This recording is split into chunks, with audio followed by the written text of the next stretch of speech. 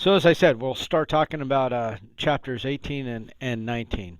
It's going to have to do with retirement and estate planning. These are the objectives for chapter 18. So all about retirement planning. The basic takeaway from this evening's lecture is there's really not that much in the way of new material, but just an emphasis on the fact that you need to start early in terms of retirement planning. Obviously, there can be catch-up type provisions in any plan, but in essence, you have to put away more than just double the money later on. You have to put away considerably more money, and we'll run through some of those figures as we go. Um, Misconceptions. Yeah, people think that expenses would go down. That's often not the case, especially with medical. Um, and then there's other things you'd like to do. You don't want to just basically eke out a living. You want to, you're going to have hopefully some time on your hands, and hopefully still have your health, and this is the time to live it up. So, the business about, retirement lasts only 15 years. Actually, obviously, it depends when you retire. People who retire at 60 and think they're only going to last till 75 at the latest. The actuarial tables actually show that you should make it a little further than that, and you'd like to be better off. And then Social Security and pension. Social Security is incredibly underfunded, as I've mentioned before, and then pensions, they're always at risk. Even federal pensions. I mean, the way the economy is going, but especially if you're in some place like Detroit today, those folks are going to who had secure pensions, they may not be as secure as they were. They'll be taking a haircut, as they say, a bit of a reduction in that plan. Um, Pension benefits don't always keep pace with inflation. I saw that. I was amongst a bunch of folks in Spain. These were guys, all old military folks had retired, and there was no way they were even beginning to catch up with inflation, and then they chose to live in Spain, which made it much worse. Spain used to be a cheaper country, and at that time it was getting quite expensive, and they were not happy. But here in the states, it'd be the same plan. That a lot of times those inflation adjustments, they're not set in stone. Sometimes they can be reduced, and they don't always keep up. And then the time factor we just talked about. We'll hit the rest of these bits as we go. So this is the business about starting early. You can see $300 a month in that one period from 25 to 65, 9% return, which isn't unrealistic. You won't get that every year, but some years will get more, some years will get you less. But if you're in equities in the stock market, that's actually doable. And at the age 65, you'll have a nest egg of 1.4 million, which is kind of what you need. If you want to get by well. So people ask about a magic figure, about how much money you need set aside, and there's so many variables in that. One primary being, will you have another pension, or will you be just living off your savings at that point? Um, if you're just living off your savings, that 1.4 million is actually, what they talk about is somewhere around 3.5% if um, things are you know semi-stable. 3.5 is a fairly conservative estimate of what you ought to be able to draw from a nest egg like that. So 3.5% of 1.4 million, so call it a million and a half. 3.5%, you're right about in the $50,000 range, which if you owned your home, you could actually get by. So 1.4 million seems like a lot of money, but if you want to preserve that wealth and just live off of the interest, it's actually not a bad place to start. This other factor too, it alludes to wait 10 years, age 35, and you'll have to save. Well, you'd only have 550,000 at 65, which using that same 3.5 rule of thumb, you're not probably going to be able to live much of a life withdrawing on that. And if you wait 20 years more, um, you'll only have 210,000, which is you'll burn through that, 4 or 5, whatever number of years. So anyway, the important bit is to get started early, and that is, realize the economy is what it is, and that's what's happening with this, millennial generation. Definitely, the fact that not only is unemployment kind of high, but these are the prime years where you should be putting money away for later. So there's no good end to this situation that's developing. Anyway, people are spending more, so a lot of folks, they're saying up to 30 years now. 30 years in retirement, retiring at 60, you're doing pretty well if you're up there at 90. So, well, private pension and Social Security are often insufficient. That is true, and as I've said before, even if Social Security does exist, it's going to be means tested. So, um, you know, if you do have 1.4 million in the bank and you're drawing interest off that, you might not even be eligible for that Social Security if they're going to. Depends on how they classify it, but if they're going to classify that interest income, you might not get your Social Security. Inflation may diminish the purchasing power. Inflation always diminishes the purchasing power. So, how do you get there? Well, look at your assets and liabilities, and you know, um, increase working part time. A lot of folks have, other commitments, families. Other than that, they may not be able to, just simply take on a second job. But being able to, live a good life, but put away, $300 a month. I think most people can probably manage that once they get in their established career. And so again, you don't necessarily need to go nuts. I mean, $300 a month, and if you started early, you're going to have 1.4 million, and that, again, time value of money, 1.4 million at that time may not be worth as much, but anyway, you've at least got a plan. So, um, but it all starts with an evaluation of where you're at, and hopefully, in writing this paper, thinking about your paper with your own situation, you'll do that kind of analysis. Analyze your current assets, and the housing business. There are to be a renter when you're in retirement. Yeah, that's going to be a bit of a drain. And then it's also obviously not going to allow you to do this reverse annuity mortgage. I'm, not a huge fan in this. I mean, if you've got to do it, you've got to do it. But, um, you know, it is something whatever. This is basically spending any inheritance that your children would hope to get. Your house is basically going to be gone in terms of equity when you pass away. So, your children are starting out from scratch. It just depends how you know, feel about things. But if you have the ability to, do well for your children, then probably something to do. If you're a single person or kids are on their own, um, yeah, you can generate some money for travel and everything else. But anyway, what they're saying is you already have to have a home. You in order to do a reverse annuity mortgage, you need a home that's paid off. So that was accomplished over 30 years worth of life. Also, if we look at life insurance as strictly life insurance rather than an investment per se, the purpose for life insurance was to cover your bills uh, for the people that were relying on you. Well, now you're getting, later in life, things should be paid off.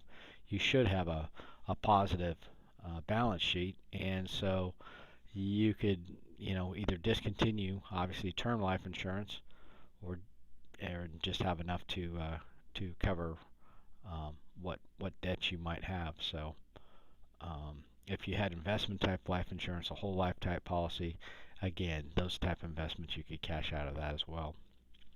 Stocks, bonds, consider taking income from them.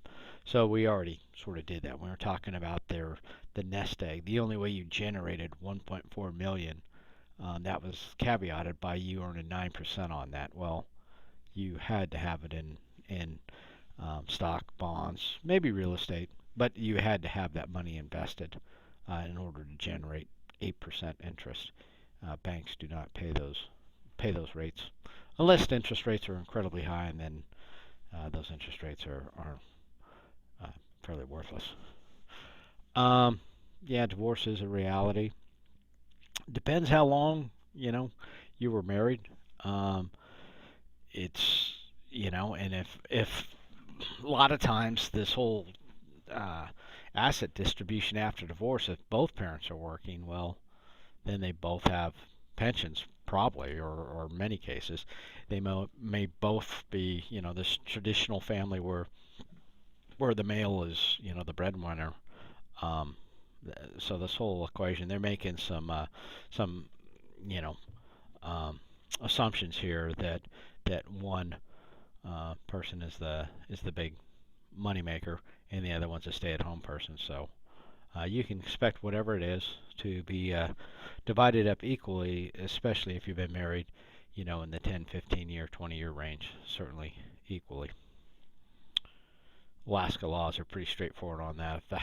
If the spouse has been in there one night, they've got half of that home. So think about that. Estimate your retirement spending needs. Yeah, there's certain things that are going to go down.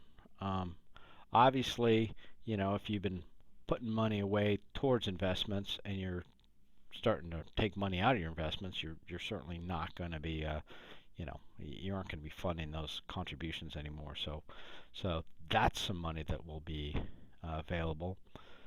All these other expenses, hopefully housing, not so much because you retire, but just because, hopefully you started a 30-year mortgage when you were younger and, you've been paying on it for 30 years. But these other things, gas, lunches, clothes, if you're doing retirement properly, those expenses might actually go up as you travel and do some other things. You won't be buying work clothes, but you may be buying, vacation type garments. So anyway, federal income taxes should be lower though. Uh, you the income obviously by definition, if you're retired, that's going to go down. Life, health insurance, medical expenses could all certainly go up. Hmm. The 16, again, that 30 years for retirement, maybe you're retiring at 50 and you're going to go 80 years old. I don't know, 90 years old, I'm not sure if you'll know what you've got. Okay, this is how, you know, average folks, again, far from average, spend their money. Now, if you've got that house paid off, you can see that 33.6. That could be just down to the maintenance of your home. So that could be, much lower. In that transportation, well, you could compensate with that. You could have a nice big car. Food's probably going to not change a bit. Healthcare, there are so many variables in that right now, but traditionally healthcare costs will certainly go up as you get older and more needy. And then the rest of them, and the pensions and personal insurance, that's a huge variable depending on your life situation and your chosen career. Some people will, stay in place. Other people will, move to Florida or whatever, depending on what you want to do. But obviously, you see people put these things off for too long. They have a dream. They're going to do this. They're going to do that. Um, you know, my advice would be to, um, you know, potentially, if you are going to move someplace, buy the property there early as even a rental piece of property, income property, and then move into it when you decide to retire. And that way, a lot of these shocks in terms of getting accustomed to the community and finding out how much things truly cost, they'll be sort of known quantities. And um, it's like old people buying airplanes. They build their own airplane or they buy their own airplane and they lose their medical. So it's all in the timing. You want to maybe not work quite as hard and maybe delay retirement a little bit, but enjoy those healthy lives to get out and see the world if that's your dream. But waiting until you're in your very elder years to try and do that is, um, you may run out of time. 92% prefer to stay in their own home. Yeah, they talk about this universal design. Up in Alaska, you may not necessarily see that. You may see people though who want to be more of a snowbird, want to get away from here, or at least take vacations in the winter. You know, and certainly during the summertime, that's probably when you want to stay here. But anyway, what they're talking about here with this universal home design though is certain homes are, you know, perhaps smaller or homes that are sort of wheelchair accessible, don't have stairs, other things like that you could, um, you know, be a not so able-bodied person get around just fine. I think for most people it's going to require moving to a smaller home if that's what they're going to do. Housing traps, all this stuff about, yeah, CPA, state income tax. You can find all that out by, again, if you took my advice. I actually have some property in Florida. Not that I think I'll ever retire to Florida, but um, it was a good hedge when I was overseas. And again, you can live in a home, and as long as, you know, depending on the rental process, you could have it be income property and stay in it, say, a few weeks out of the year and have a much better idea of, that area than talking to the Chamber of Commerce and state and local income tax. All that's kind of silly. Every place you go, except for Florida or Texas, is probably going to be higher than Alaska for some of these taxes, but the cost of living for most things will generally be lower, so it's kind of a wash. Florida and Texas and a few other states have no state income tax, but they do have property tax to compensate. Um, Sunday paper. There's not a whole lot of information to be gleaned from those. Obviously, um, you know, moving to an area or looking on the internet, the rest of that. But again, most people I think who want to move to a new area, they sort of ease into it. They may, be snowbirds and then may actually move there at some point if that's what they want to do. But plan retirement income. So Social Security, obviously, you know, there's one statistic today that just came out that's pretty scary. There are more people on Social Security disability, and it's the same fund, than there are, in the United States, more people on Social Security disability than there are people in Greece. So the entire, the millions of people, there aren't even that many citizens in Greece, and we've got that many people on Social Security disability. So, Social Security was in bad shape. It's underfunded, and it's just getting worse. What's happened over the past couple of years, just kind of an aside, is that welfare is a state program, and Social Security disability is a federal program.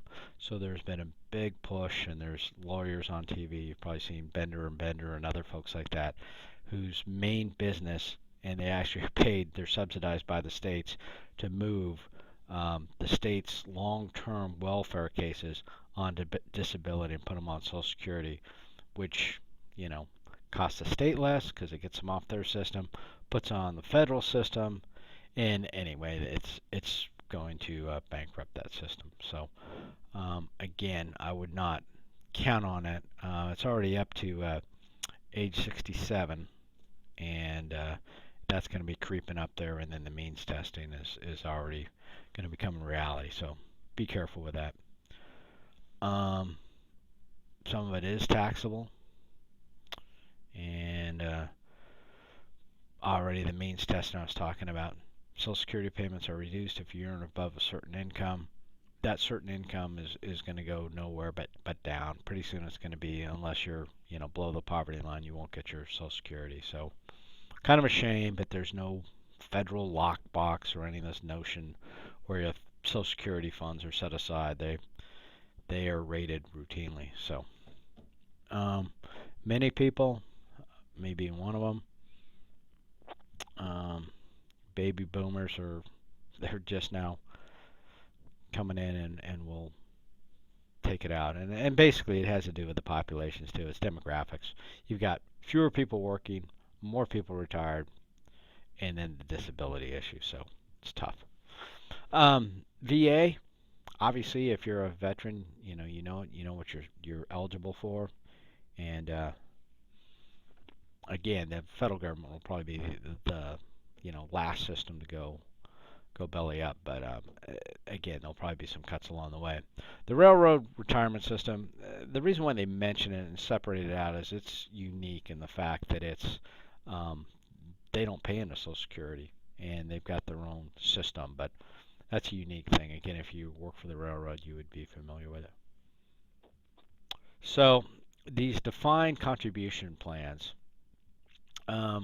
you know, this is where we're going to start talking about 401 Ks and 403Bs and all that kind of stuff. In the gist, though, the large pension plans are kind of going away. It's becoming again, a defined contribution plan. So it's an individual account set up for you. So money purchase pension plans, so percent of earnings, stock bonus plans, and then profit sharing plans. Again, this has to do with the health of the company. So these ones may or may not be a good deal. If there's a matching, if there's an incentive, then they will be a good deal. These are the 401Ks, 403Bs, and the 457s. 401Ks are private companies. 403Bs are typically, educational institutions, things like that. You make non-taxable contributions. So this is deferred, or employer makes non-taxable contributions, and then employee contributions are tax deferred. So we talked about this. This is where you're taxed. You're not taxed at this point, and you will be taxed later when you withdraw them. But theory being that your income will be lower then, and the total tax paid by you will be lower then too. Now, if there is a match involved, like I said, that is a complete no-brainer. You definitely want to do at least up to the match amount. The total amounts depends on your age, but if you hit 50, you can go up to about $22,000. It changes per based on the years, and if you're under 50, it's right around $20,000. So, but look on the tax documents. You can only put in your 401 plan up to that amount per year. Employer pension plans, same thing. Usually separate. The 401Ks and 403Bs are the individuals driven plans. The portability, there's been lots of legislation passed where when you quit that job, your plan can be rolled into either your new company or into a private plan. And the vesting system with one of the companies I worked for, it had to do with it was a vesting system where, say, after 5 years you were considered fully vested, and the amount that they had contributed went with you at 100% rate. If you left after a couple of years, you only got about 30% of the amount they vested or the amount they contributed. So again, it's incentive for you to stay with a company, but they aren't drawn by law. It's just a company policy. So it's going to vary depending on who you work for. If you do cash out, that would be bad. Generally you want to roll it over into another qualified plan. If you did cash out, it would be, well, you'd basically be taking a distribution before you hit the age of 59 and a half. Until you hit 59 and a half, you're going to pay a 10% penalty generally, and then you're also going to be taxed um, on that income. So it's going to be pretty painful. So, you take it out, let's say when you're 40 or something, you're in your prime income earning years. That money you take out from that, um, 401 or whatever, is going to be added to your working income. So it's going to boost your income for that year, put you maybe in a different tax bracket even, and then you had to pay that 10% penalty on top of that. So they make it pretty painful to take the money early. IRAs, they had the old IRAs, they call them traditional IRAs. Um, you can contribute up to a certain amount, but if you've got another pension plan or something else going on, I haven't been eligible to take IRAs in quite a while. But anyway, the contribution may be tax deductible. Again, that depends on your income and a few other things. And then the earnings accumulate tax free, and then you pay tax on the money as you withdraw it. So again, um, it's depends on your tax level when you retire. But the theory is that your income tax uh, will be lower when you're in that age, when you're retired. Uh, Roth IRAs, okay, this one the contributions are not tax deductible, but the earnings and distributions are. So these are more popular now. Um, Again, the 5,000 or 6,000 for age 50. This was 2010. Um, anyway, you need to again be under these income levels, and then you know the reduced amounts if you're approaching those income levels. Generally, IRAs are a good deal if you can take them, but again, at the $5,000 per year level, that's probably not going to be enough to fund your retirement the way you want it to be done. Uh, Rollover IRA, same type of thing, except you can put it in different accounts. As with most IRAs, the IRAs I've got, they're primarily in equities again. Educational IRAs, so $2,000 per child, and invested any way you choose. So again, my daughter had Buffalo Wild Wings, did quite well, and so that is helpful. The SEP IRAs, those are um, the employer funded IRAs, so not exactly a whole different animal, just a different version of the same IRAs. You also have the KEOs, which are the self-employed. So the SEP ones are funded by the employers, and the KEOs are for self-employed. So the thing about IRAs, though, you do well. This is talking about the early withdrawals, but you do have to start withdrawing them, I believe, when you hit 70 and a half. So we'll talk about that in a second. This is what I was talking about before, though, with withdrawals prior to age 59 and a half, 10% tax in addition to ordinary tax income. Sometimes you got to do it. And there are some certain hardship type things, but they're not, a note from a doctor type thing. They're fairly serious. You've got some major disability or some major life event that is forcing you to do this. There's also some bits about first-time home buyers where you can perhaps use some of that money, but you have to look at the specific plans on that. Generally, though, a 10% penalty. Annuities, we talked about this before. Annuities are kind of like insurance, but in reverse. You put a lump of money forward, and then it keeps paying for as long as you live. So the longer you live, the more money you're going to make on it. Guaranteed income for life, and yep, good way to supplement your retirement income. And like I said, you could do it with one big payment or with periodic payments and generate an annuity. But again, it's going to be, steady payments, typically equal payments for the rest of your life. Deferred annuities and immediate, obviously deferred is going to begin at some later date, typically what you would use for retirement. If you're trying to save for retirement, to have it start paying you right then would be counterproductive. Options in annuity, so straight life, life with period, certain options, and joint survivor annuity. So again, depends on whether you're married or not, and how you want to do it. But there are a few options.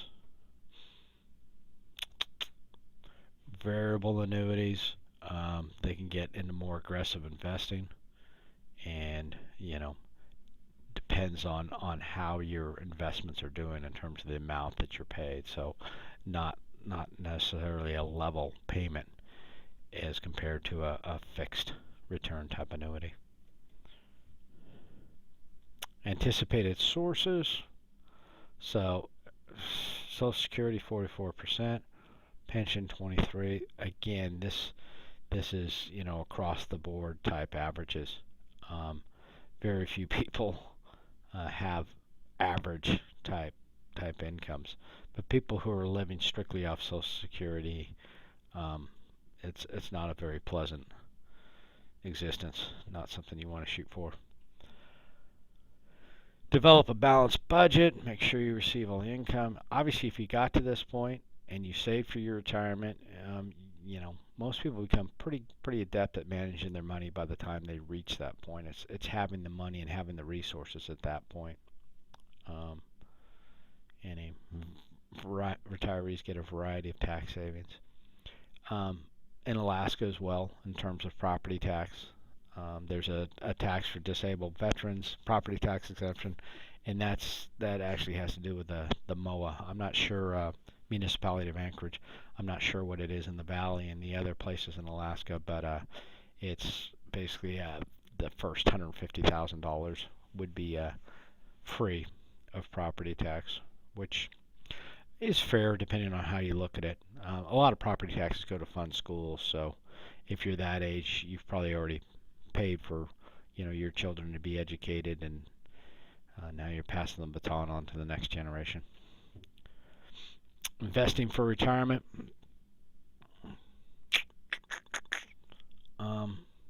Yeah, this is just sort of common sense.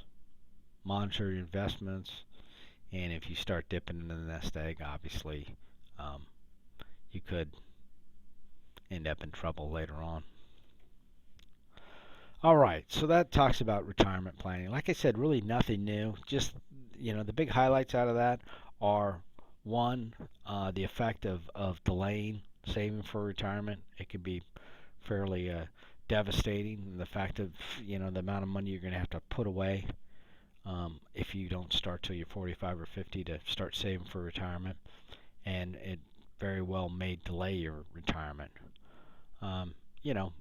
Also, you're all in college, and your goal in life is not to be in a job where you're living for retirement. Hopefully you'll find something you like, and you'll continue to do it throughout your life, and rather have this retirement age, if anything, ought to be a transition to something you enjoy doing if you don't enjoy your primary career. So hopefully you'll find yourself in that situation. For estate planning, the big highlights out of this are, don't necessarily do all this stuff yourself. There's many formal legal documents that you should, get prepared, or actually prepare yourself to the best of your abilities, and then have them looked over by a lawyer, and make sure they're properly filed, and that people who are going to be concerned with them know where to find those documents. So that's the gist of it. You do not want things to end up in probate where the government and the courts and everything just gets bogged down, and lawyers take half of your estate because you weren't organized. So you can avoid all that. Estate plan is a definite plan for the administration and disposition of your property. So essential part of your retirement. I mean, you worked this hard to get things squared away, make sure you had enough money, and hopefully pass things along. And that passing things along um, is all about estate planning. So again, it is going to depend whether you're married, unmarried, and then the children as well. Um, Newer lifestyles, yeah, it's going to get more confusing as people go along, but it doesn't need to be that much more confusing if things are spelled out legally. If you've got some newer lifestyle, as they call them, and you don't have things properly delineated legally, yeah, you are going to cause a lot of confusion because you may be in uncharted ground. If you're married and one of you dies, well, then it's going to go per the law. But if you're not in a marriage situation, but yet there's some whatever, it's going to be very confusing, and the lawyers are going to love it, and your estate as well. So many people give little or no thought. Demands of daily living. Plan while you're in good health. Especially important for non-traditional households.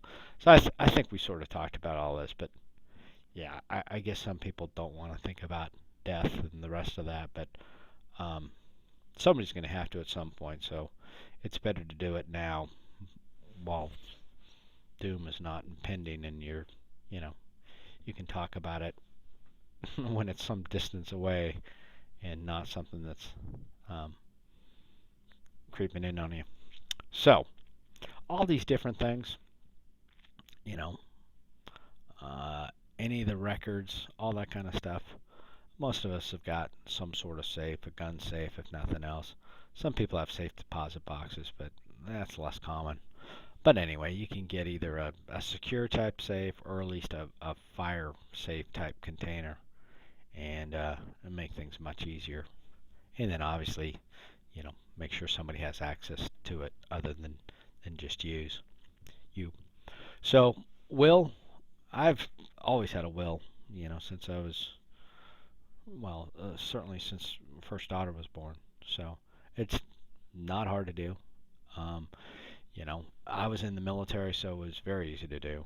But even if you're not, there's certain things. You can go online, a place called LegalZoom, give you the form. You know, it's done. They'll get a product, and again, there's other businesses involved in it.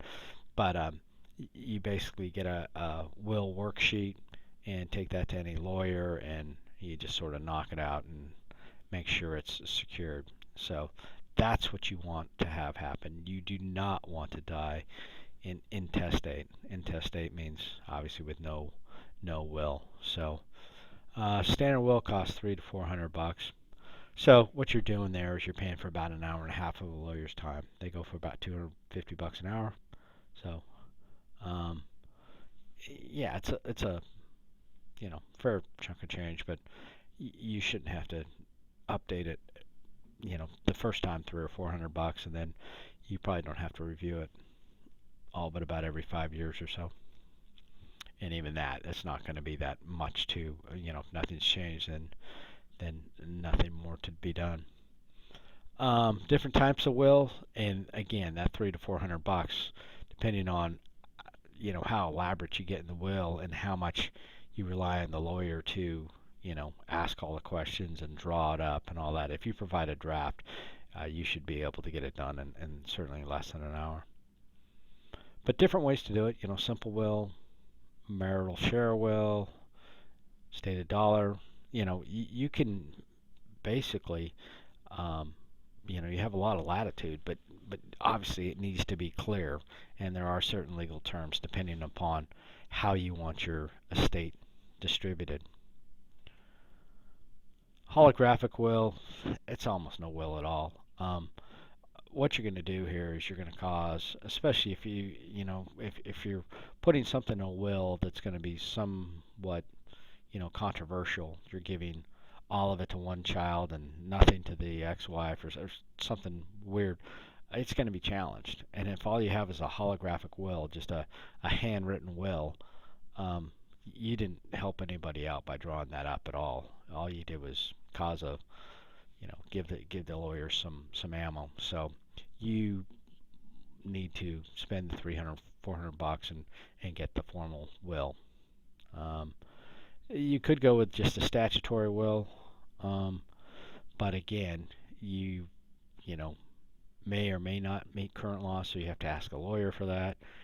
That answer is not going to be free. Anyway, a lot of times though, just a simple paralegal with a notary, and you can, if you've got a simple estate, you can get this done. But the holographic will is probably just a waste of time for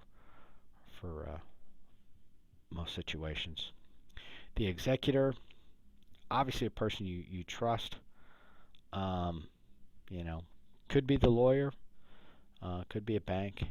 Anyway, if you don't name one, the court will after some time. So again, you're going to delay things if you don't name an executor. Um, the executor is the one for discharging it. Again, if you may think, oh, I want my, brother or sister, or somebody to do that, or wife or whatever, but you may be putting them in a bad spot in terms of that point in their life. It might be better to, have the lawyer do it, or somebody like that who doesn't have to, um, be obsessed with those kind of details, especially right after your death. Guardian for your children. Hopefully there's a survivor parent, but if there isn't, um, you know, you need to name a guardian. Again, a very personal situation. I'm not going to try and preach to you on how to set that up, but obviously it's going to take some care and some thought on your part. Altering and rewriting will, uh, easily done. You know, again, if you've got the initial will, it's more of a modification. You take your original will, you take a worksheet with what's been changed, and you're done. So, and codicil is just a sort of an addendum. But again, it's going to have to be approved by a lawyer. So, most cases, you'd already get a will drawn up. Prenuptial agreement, um, it's just a fact of life. It is kind of a buzzkill though in a new relationship when you bring out the prenuptial agreement. But obviously, if you're getting married, your relationship should be strong enough to stand that. But again, I'm not going to preach to you, but um, if it's a second marriage and you've got kids from the first marriage and all that other stuff, you may need to look after their interests. So again, something to consider. Living will. Again, this isn't not a substitute for traditional will, which is correct. This has to do with what's going to happen to you if you're still living, but you're um, you know have some issues in terms of, well, part of it could be this durable power of attorney or the after death wishes. But again, it's not a replacement for a will, but it does give people some guidance who may have to make some tough decisions on your part. So, consideration. Ethical will. This is not, a legal document, so it's, yeah. I don't know. I wouldn't want to be as presumptuous or self-important or whatever to, you know. Anyway, I think we all need to learn our lessons in life and to pass on my sage guidance. I don't know. That's not quite how I'd want to be remembered. But again, just like the living will, the ethical will is not to be confused with the will. The will is the document that you need to keep your estate out of probate and make sure that things get transferred to the people you want them to with as little legal and monetary damage as possible, so that there's something left. Durable power of attorney. Okay, so again, part of that living will, you know, you're essentially, appointing yourself a guardian here, So the trust level has just certainly got to be there. Um, I know some people who pull the plug on me right now, and anyway, be careful who you give that to, but again, it can help people in tough situations. Last letter of instruction, again, not a legal document. So, um, anyway, kind of a handwritten note. Huh. Trust. Okay, now we're getting back into legal arrangements. Um, this is where your property is often can be put into a trust, and it can also provide a bit of a transition. You can put your assets in a trust actually before you pass away, and it gives a method of making this a little bit more um, whatever less of a binary on-off switch kind of thing. You switch your assets into a trust, and they're dispersed.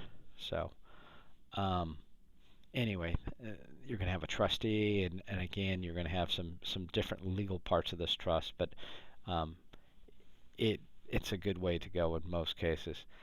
I'm not a fan, or I couldn't say, again, I'm not a lawyer either, but revocable versus irrevocable trust. Um, Irrevocable trust, you cannot change the terms or in an irrevocable trust. So, um, there may be some tax reasons why you're going to do it, but again, you can't. There are no do-overs in irrevocable trusts. So, um, again, they talk about the irrevocable trust primarily for tax reasons. So, um, speak to a lawyer on that. There you go. The different four reasons: the taxes, the avoid the probate, and then um, provide income for a surviving spouse. People pass away, they leave their money into a trust. The trust can write checks, the trust can settle accounts. It's a lot of times you see that being done if somebody has a large estate, and then the trust can be dissolved. Types of trust: credit shelter, living trusts, uh, ones that are established by the will, or life insurance trust. So different types of trust, but what I was referring to earlier was the living trust, where things can kind of get settled. If you've got some sort of terminal illness and you want things to be kind of squared away before you go, you can actually pass your estate to a trust and get that taken care of. Inventory of your assets. Obviously, in this time, probably some sort of Excel spreadsheet. So unless you've got a spouse who knows off the top of their head where everything is located, this might be quite helpful. And again, it would be kept with your will.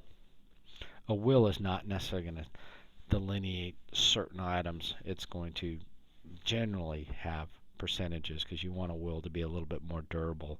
This inventory of your estate, that is something that you could change frequently, and it would be more of a list of the items that would be in the will, but you would not want to make it a part of the will, because then whenever the inventory changed, the will would have to be changed, and that would be a hassle. Community property. So yeah, community property, what that means is that the things that come into the marriage are part of the marriage. They're part of the other partner, the spouse.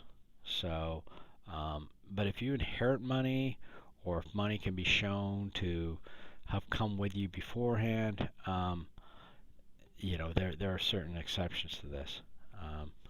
But community property is it's more of a divorce issue. joint ownership.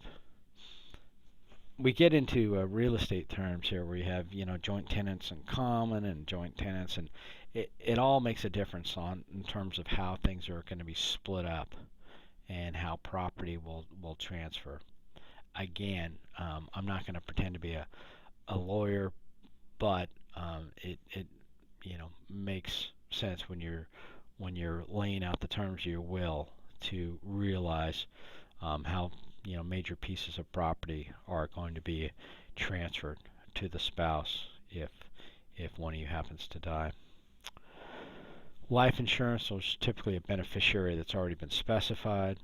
Um, so there's no question in terms of who it's going to go to. It's not going to have to go through probate. When you purchase the life insurance, you have to specify a beneficiary. So that's fairly easily done. Federal and state taxes, state inheritance tax, gift taxes.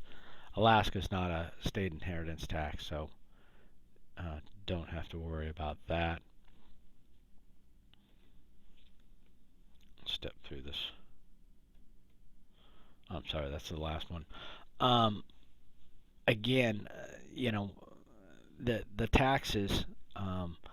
There's normally limits set on the estate, and again, depends on the years. It continually goes up, but estates of less than 5.5 million were transferred across.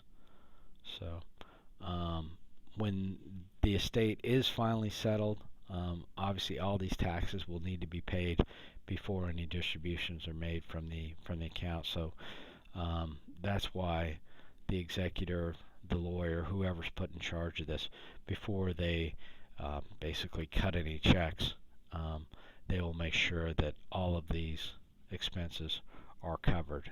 And again, it depends on the state, and it depends on the federal government's role. They talk about death taxes and inheritance taxes, and again, they're both political issues. So keep that in mind. But it usually on smaller estates, not a factor.